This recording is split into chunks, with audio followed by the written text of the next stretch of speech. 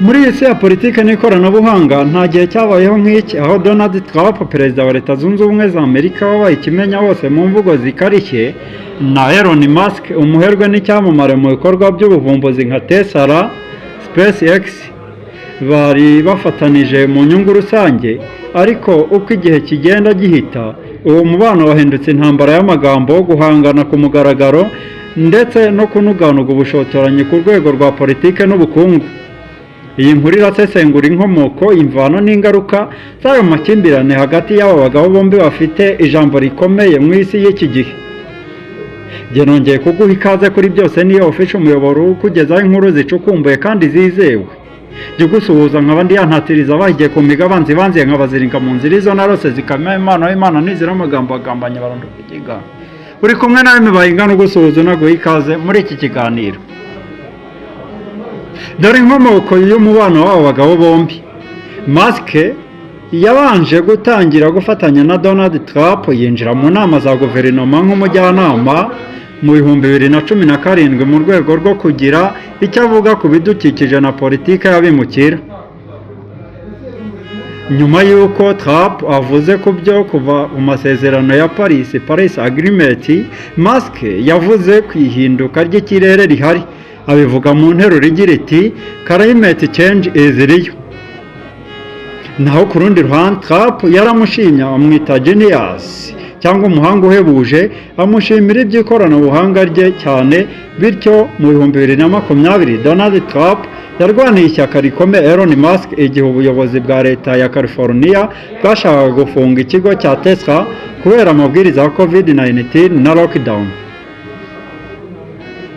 Ubundi mu by'ukuri kutumvikana bitangira Musk ashyigikira politike yo kubahiriza amasezerano y'i Burayi no kurengera ikirere, na Trump ntabikoze. Bwana Elon Musk akimara kugura Twitter ariyo yahindutse X, yagaruyeho konti ya Trump kuko yari yakuweho kubera impamvu za politike, bituma anabona uko yongera kwiyamamaza akurikiranwa na rubanda nyamwinshi. Naho aho bigeze amakimbirane ageze kure, aho bombi barebana irya mukeba amazi ntakiri yayandi. Byakomeye cyane aho ku itariki ya 5 z'uku kwezi turimo kwa gatandatu 2025 Musk yanenze itegeko rishya rigena ingengo y'imari ya leta, aryita disgusting abomination cyangwa ko ari ikintu kigayitse cyane. Aha Trump ntiyabyihanganiye namba, yahise amusubizanya uburakari bukomeye amubwira ko ashobora gukuraho amasezerano ya NASA na SpaceX, Tesla n'andi yose leta ifitanye na Musk. Bwana Trump yanagereranije Elon Musk nk'inkozi y'ibibi Jeffrey Epstein wacuruzaga abana b'abakobwa bakabasambanya. Naho Elon Musk amusubiza yahise amusaba gushyira hanze ibimenyetso bituma amugereranya n'uwo munyabyaha Jeffrey Epstein wanaguye muri gereza, cyane ko ibingibi ubushinjacyaha bubyita icyaha, ndetse amusabira ko yakurikiranwa n'inkiko. Naho ku makimbirane ashingiye ku mpinduka za politike arimo nuko Trump yakuyeho umunyamabanga wa Musk wari ushinzwe kugenzura imikoranire n'ikigo gishinzwe ubushakashatsi mu birebana n'isanzure NASA, uyu ni uwitwa Jared Isaacman. Ibi byatumye Tesla stock ya Bwana Musk igwa hafi 15%, bituma SpaceX igaragaza ubwoba mu ruhando rw'abandi bashoramari, ikintu cyashoboraga gukura Musk ku mwanya w'umuherwe wa mbere ku isi, ubwo ni ukumusubiza ku isuka rwose.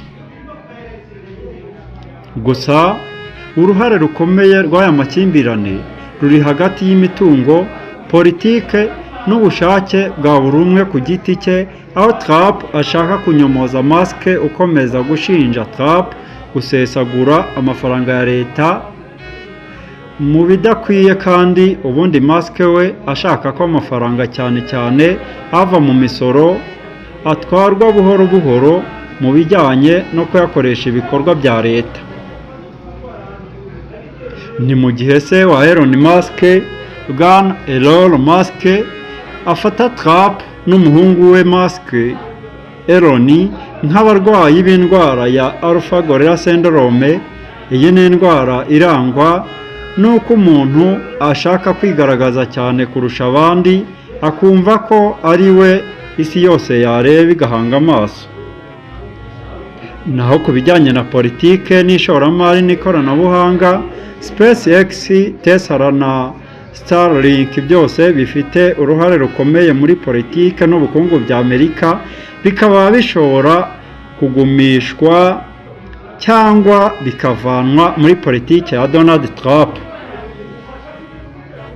Dusoze tubabwira ko amakimbirane hagati ya Donald Trump na Elon Musk ashingiye mu gushaka kugira ijambo mu rwego rwa politike, ubukungu n'ikoranabuhanga kwa buri umwe. Igihe kimwe bari inshuti za hafi, none bageze aho baterana amagambo no gutera intambwe ziremereye zigamije kwikoma umwe ku wundi.